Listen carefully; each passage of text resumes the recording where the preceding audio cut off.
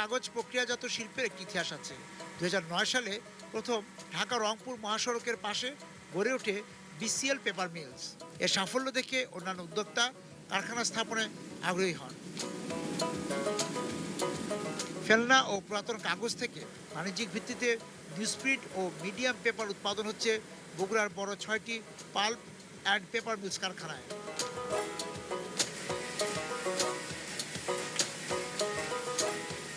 বিগত ৩.৫ বছরে গড়ে ওঠা এসব কারখানার প্রতিটিতে দৈনিক গড়ে ৪০ থেকে ৫০ টন কাগজ উৎপাদন হচ্ছে।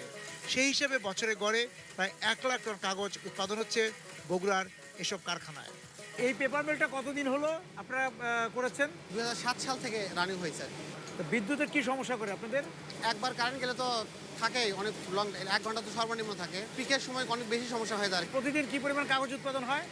৩৫-৪০ টন। আচ্ছা, আর শ্রমিক কত কাজ করে এখানে?